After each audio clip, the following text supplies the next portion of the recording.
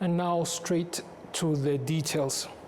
During this festive season, traders here in Kigali City have reduced prices in order to help their customers to access the services, that is, the commodities they need, while buyers have welcomed the price reductions as they have enabled them to celebrate the holidays while spending less. Economic analysts, meanwhile, have pointed out that reducing prices on various products has brought benefits to both consumers and traders. The cost of services has been reduced as well, including accommodations and housing services at entertainment venues and other areas, with discounts ranging between 20 and 50%. Now, 2025 is leaving users of major inter-provincial roads expressing satisfaction following their rehabilitation, as they have eased trade and travel. A total of 124.3 kilometers of tarmac now stretch from Base, commonly known as Kumashini, through Rukomo in Gicumbi and onward to Nyagatare in the eastern province. Because the road had previously been in poor condition, those traveling to Nyagatare from Base and other nearby areas used to first pass in Kigali. Now, with their own paved road, a journey that used to exhaust travelers has now become much easier for them. In the northern province, there is also the Base-Butaro-Kidaho road, which is divided into two sections. One section measures 41 kilometers from Base to Butaro, and the other is 22 kilometers from Kidaho to Butaro, making a total of 63 kilometers. Butaro hosts a major hospital that treats cancer patients, as well as a university specializing in health sciences, yet reaching the area used to be difficult. Residents of the southern and eastern provinces, particularly those from the sectors of Gashora, Kamabuye, and Ruhuha in Bugesera district, as well as Busoro, Muira, and Kigoma in Nyanza district, can especially relate to this transformation because of the new Nyanza-Bugesera tarmac road linking the two provinces directly without the need to take the long way around through Kigali. Having to travel through another country to reach other parts of your own country due to the absence of a proper road is something difficult to understand. Yet it is something the residents of Geyeye once had to endure. The sector is one of 18 in Rusizi district, that's in the western province, but due to its geographical location, it was almost completely cut off from the rest of the country, with the only direct road passing through the Nyungwe National Park and famous for stranding people there due to its poor condition. The bad road also meant that goods and services in Geyeye were also very expensive before it was upgraded 5 years ago. Today, a journey that used to last 3 days now takes a mere 30 minutes at a fraction of the former cost. The road's development has also led to the rise of many commercial centers in areas that had remained remote for decades as the rest of the country made progress. To date, all major roads linking the four provinces of the country to Kigali City have been upgraded.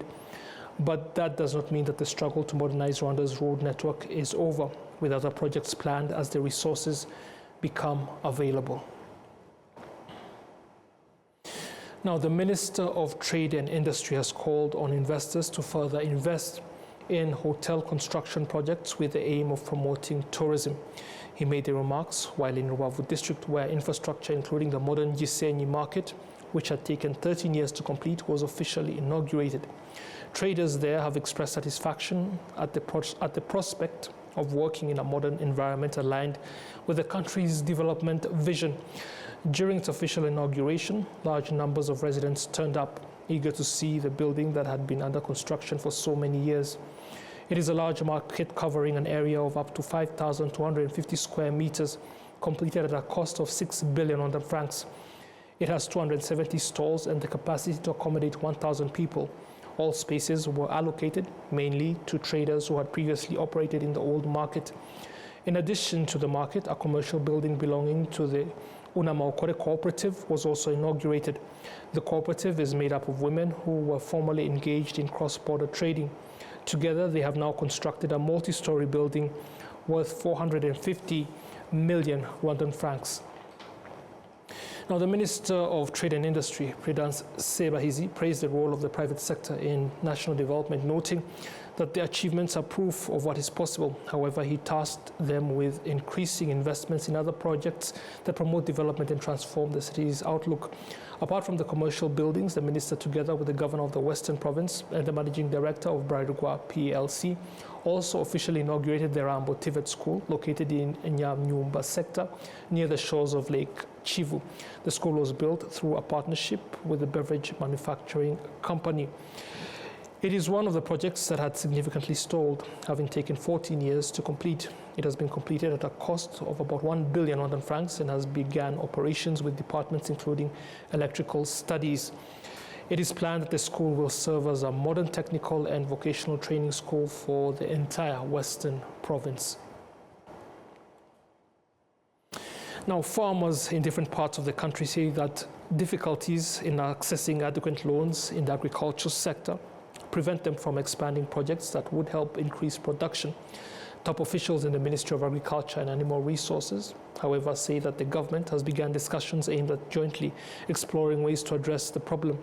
The Minister of Agriculture and Animal Resources says that while a dedicated agricultural bank has not yet been established, measures are being considered to ensure farmers can access loans along with more flexible repayment mechanisms. It has also been noted that programs have been put in place to coordinate efforts aimed at increasing production, including the agricultural pillar of the National Development Program, which is based on land consolidation and the use of agricultural inputs and other related initiatives. Now on to other matters. In last week's episode of Roots and Wings, our colleague Enola Gladys Wenimana sat down with Hilda Canute, the Belgian professional dancer who has embraced Rwanda's traditional dance. She shared her admiration for the unique style that defines the Rwandan dance and spoke about what inspired her to learn its rich cultural expressions. Take a look.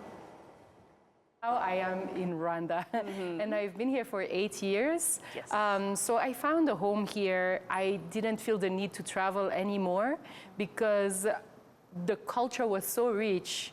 I knew I would spend many, many years even to be able to master the steps of Rwandan dance. So I decided to stay. Great, great. And what first brought you to Rwanda, and when was that? In 2006, so it's a long time ago, it's almost 20 years ago, I came here for a wedding. There was a Rwandan wedding happening, so I experienced Gusaba for the first time. Yes. And it was also my first time in sub-Saharan Africa. That was the first time I saw Rwandan dance, yeah. It was in 2006. And then I came back in 2016 when I saw Rwandan dance on the highest level. And that's really when I felt maybe I can move here, yeah. Yes, great. You're a professional dancer. What pushed you to become a dancer in the first place, and how did it shape you today? I think many people love dance, but don't see themselves becoming a professional dancer. That was me also. I studied mathematics at the university. And I was going to become a mathematics teacher, even though I had this passion and hobby of dancing. So I was training in different dance styles, like hip hop, Egyptian dance, flamenco, which is a Spanish cultural dance. Yes. I always loved cultural dances, but I never so much become a professional dancer until I actually was a teacher in mathematics. And I said, no, this is not the path I want to take. Yes. I want to explore becoming a professional dancer full-time. So I went back to university and studied dance at the university and eventually made it my career to dance full-time. Sure, and so that was the background of your dance. And how did you first encounter the Rwandan traditional dances? It was during that wedding, but to be honest, even though the dancing was nice, it was not capturing the essence of Rwandan dance yet for me until I saw a troupe performing, and I can't be 100% sure, but I think it was in Ganzongari. It was in 2016.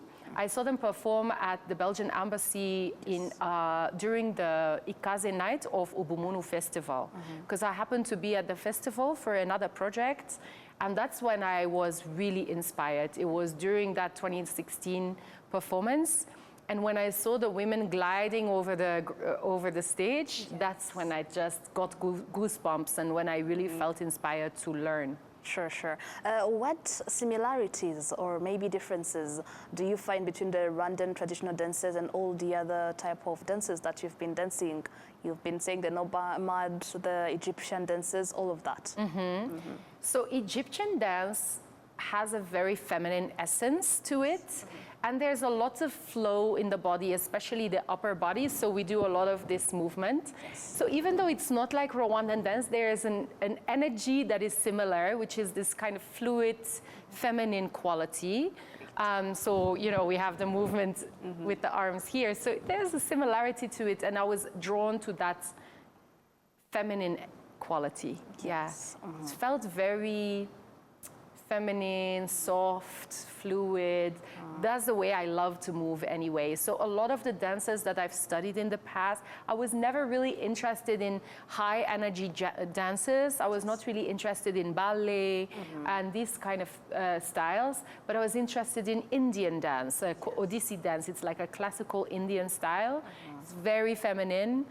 Flamenco, very feminine. Egyptian dance, very feminine. So that was always my attraction, was this femininity in the dance, yeah. Yeah. Has learning and practicing in Rwandan traditional dance taught you about the Rwandan culture? It's a good question. I think that there's a modesty in the dance. And I think Rwandans in general are very modest and humble. I would say, and there's a modesty in the way that we move in Rwandan dance. It's not very much in your face, you know. It's more subtle, and I guess that's how I would describe that there's a similarity, if that makes sense. If you look at Congolese dance or Ugandan dance, there's a lot, it's a very high energy with a lot of pelvic movements. So it's very different than the kind of subtlety that is in Rwandan feminine dance. Yeah. Yeah. Have you maybe found any specific dance movements, rhythms, or stories that resonate with your personality? I really love Ibitandatu. Ibitandatu is the 6/8 rhythm that is... Itandatu, right? Yeah, yeah, I call it Ibitandatu because that's how they call it in Nganzongari.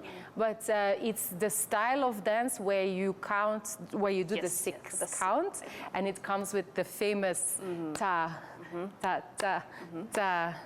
Ta, ta. So it feels really good in my body. The moment I hear that beat, I just feel like moving already. Great. Yeah. And how long did it take to you to have confidence that maybe you can perform in a crowd of people performing the Rwandan cultural dances? At first, I had confidence right away because I didn't know I was doing it wrong. So maybe I was very confident. Yes. But the more I learned, when I would rewatch videos, I would see like, actually, I don't have the essence, I don't have the stylization. So then I took some more time to study. Yes. And I really took specific private lessons to help me get the stylization. Because there's one thing about learning choreography and steps, knowing the left foot from the right foot, but then it's an essence, a stylization that makes Rwandan dance what it is, and that takes a long time to master.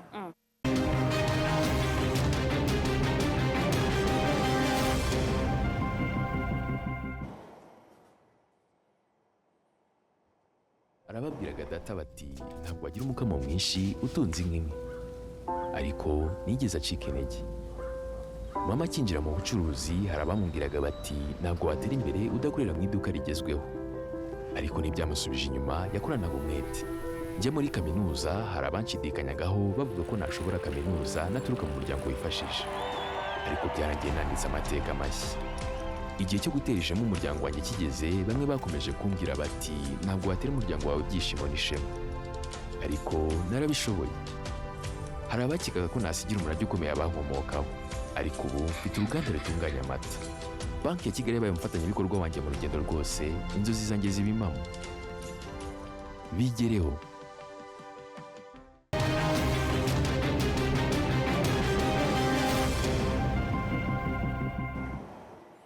I hope you're having a great holiday season.